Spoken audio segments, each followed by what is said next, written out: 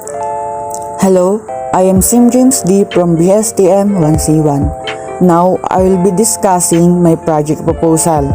My project proposal is entitled Isang Puno para sa Kalikasan. It has a duration of June to July 2022. The proponents are James D. Sim, which is me, and the volunteer.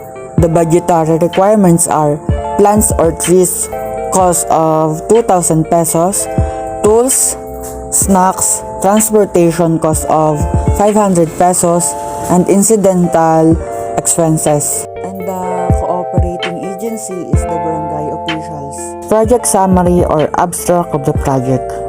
For our wealth and well-being, we simply depend on a healthy natural environment.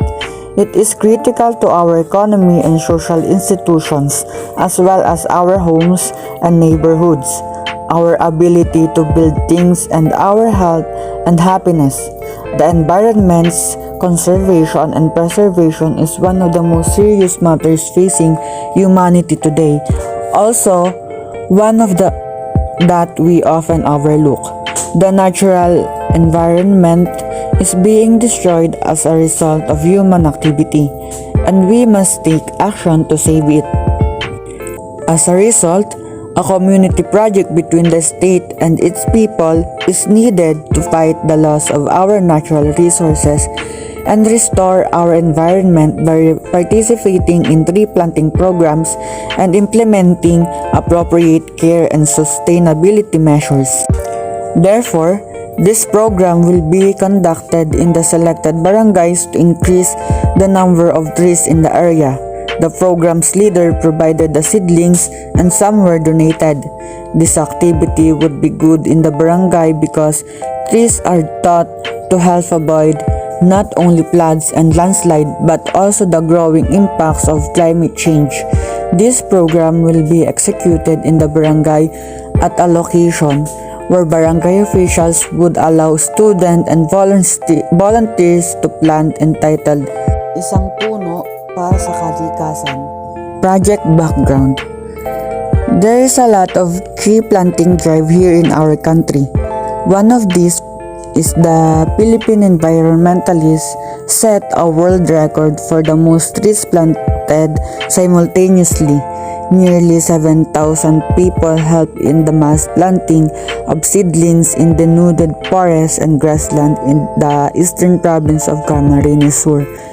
They planted 64,096 trees in 15 minutes. This certified by the Guinness Book of World Records that everything was accurate and correct.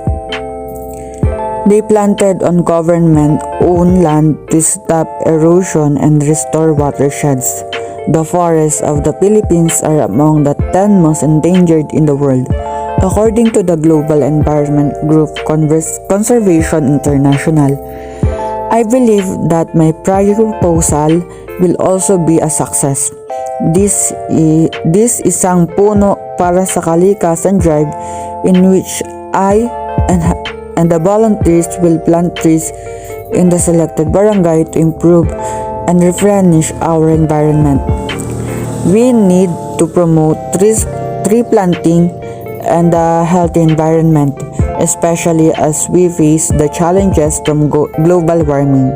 Project objectives. General, to contribute to the prevention of global warming. 2.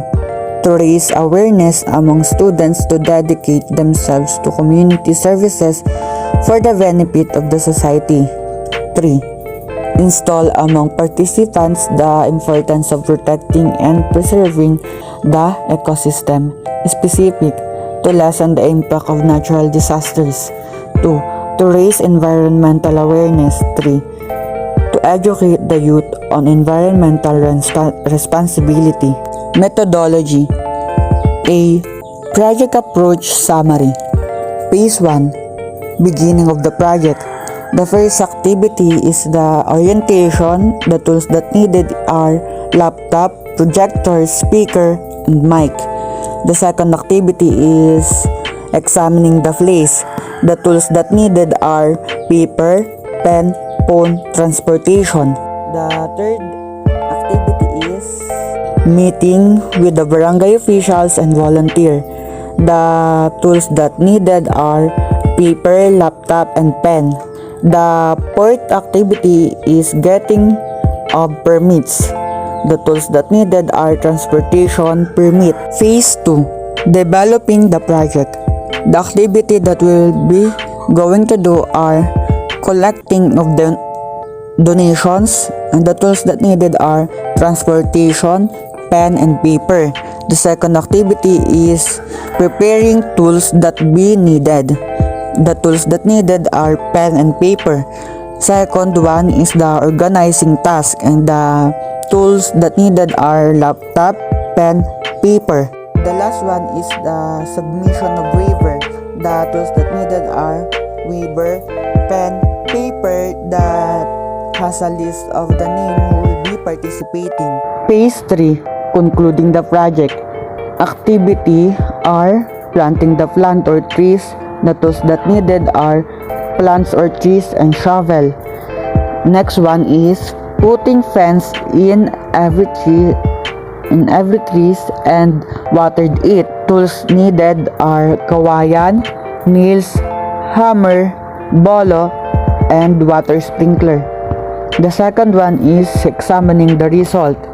The tools needed are camera, paper, and pen. The last one is report to the school.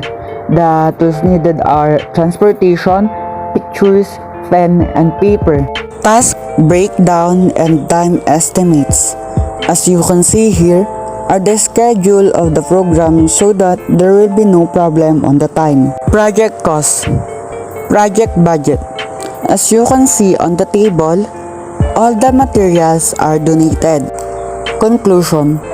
As a result, we conclude that trees should be planted on a regular basis in order to save society and the animal world. Tree planting is also a fun experience. We can have a lot of fun planting trees and caring for them. Everyone, not just students, can plant trees. We should plant trees in school compounds, near houses, and anywhere else we can.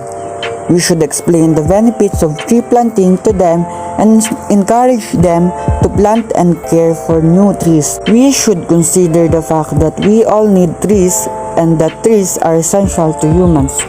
They will save us if we save them. Plant more trees, and as you plant trees, you are also planting life because they provide us with fresh air and the woods that we use to build our houses. They serve as a shelter, particularly for animals, as well as a heat shield. We must protect them because they are assisting us. We are sometimes abusive to them. We cut them without replacing it, and we are the reason they are fewer. Please have mercy on them because they are one of the reason we still have a clean air.